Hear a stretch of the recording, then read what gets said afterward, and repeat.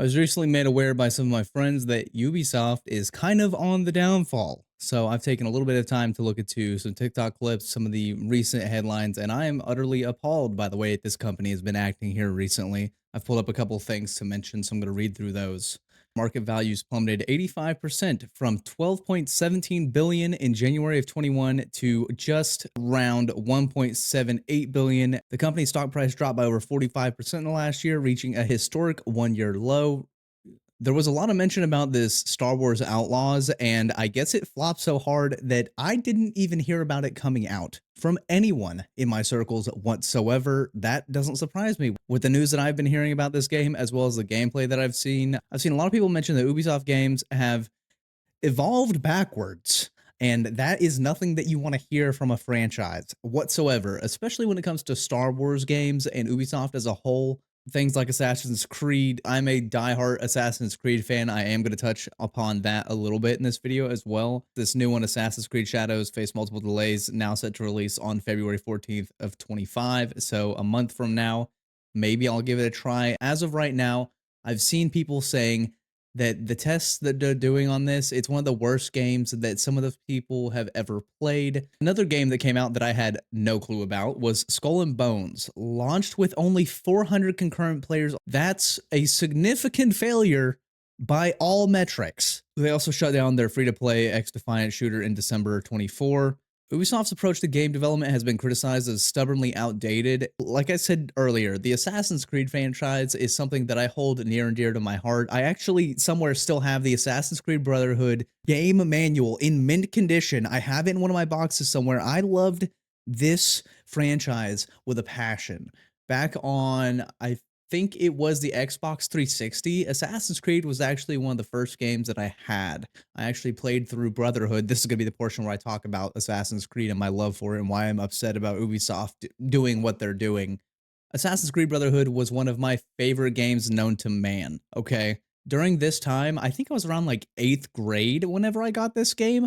I was actually learning things that I was testing on in social studies through Assassin's Creed Brotherhood, so thankfully I could tell my mother that I was learning something and brought back the grades to prove it, such as like what aqueducts were and who the political figures at the time were, because I was, you know, giving them a little bit of the blade. I was learning a lot through this game and grew a love for Ezio and his entire story. I played through damn near every Assassin's Creed that I could. Black Flag was a complete and total miss for me. I'm not a pirate game type of guy. The Assassin's Creed franchise built around the parkour and the skill that it takes an assassin to eliminate a target. That elongated period of travel with the ship was just out of left field for me. I couldn't do it at all to save my life. I think Assassin's Creed 3 it was kind of good. I still liked, there's a little bit broader aspect to the travel. You could run up trees. I did go from Brotherhood and played Assassin's Creed 2 and the original Assassin's Creed. I even have Assassin's Creed Revelations currently on my Steam account because it was discounted at a point and I absolutely love the game, even though on here it is extremely buggy.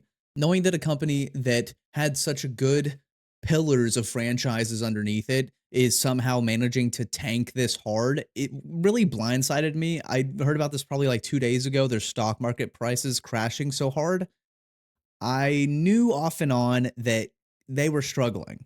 I've heard friends say things from time to time where it was like, man, they're really failing, but it's been more and more prominent in my feed and the conversations that I've been having with friends on Discord that this is getting out of hand. I found some of the comments that the people in Ubisoft have made.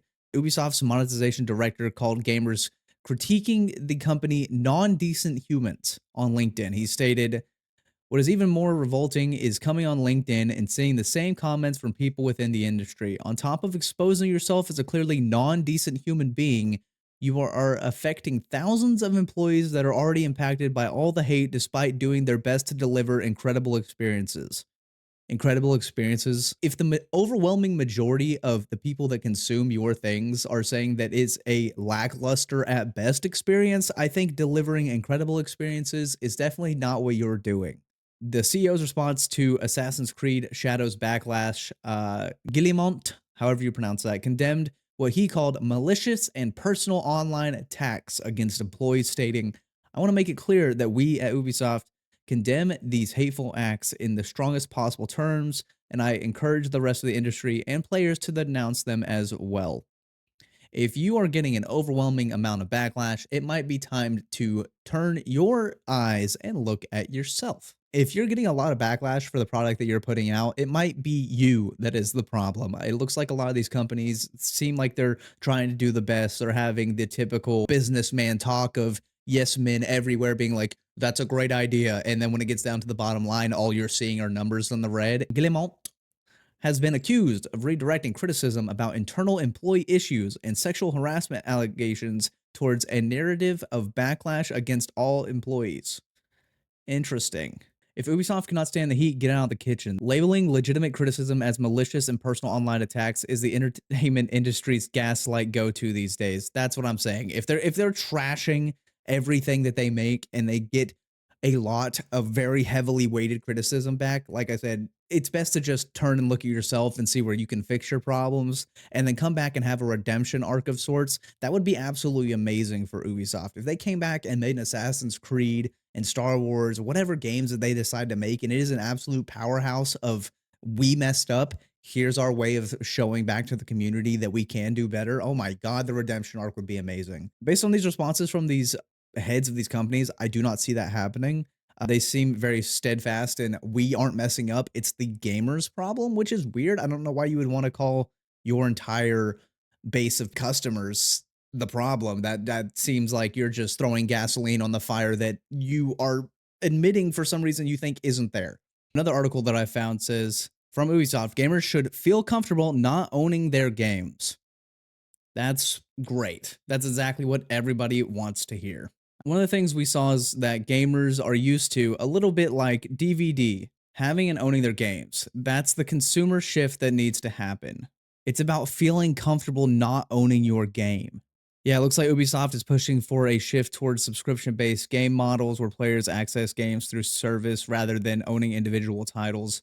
At this point, I feel like if you really want to own a game, you have to get it on DVD, which is really hard. Either that or companies need to set in stone that you do own everything that comes with that game.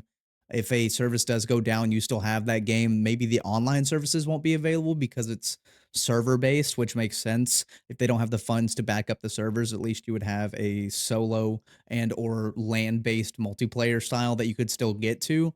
I would be okay with that if companies go under, but if there's things that are subscription based and you're pouring enough money into it, you still want the people that love your games to feel like they have access to those games. I just don't see how companies are somehow dancing around the fact of what people want. It's not really that hard. Just listen to how the general public feels. If the general public hates your product and at one point they loved everything that you were doing, then why is it so hard to wrap your brain around the fact that you could be doing something wrong if your numbers are starting to tank? The fact that their game, like it said, had 400 concurrent at one point when it dropped. Are you kidding me?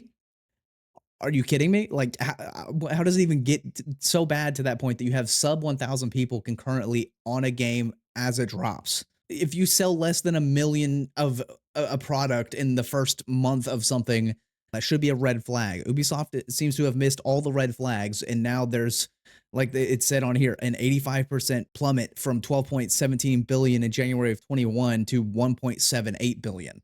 If my company lost $10 billion in value, I would be cutting so many things.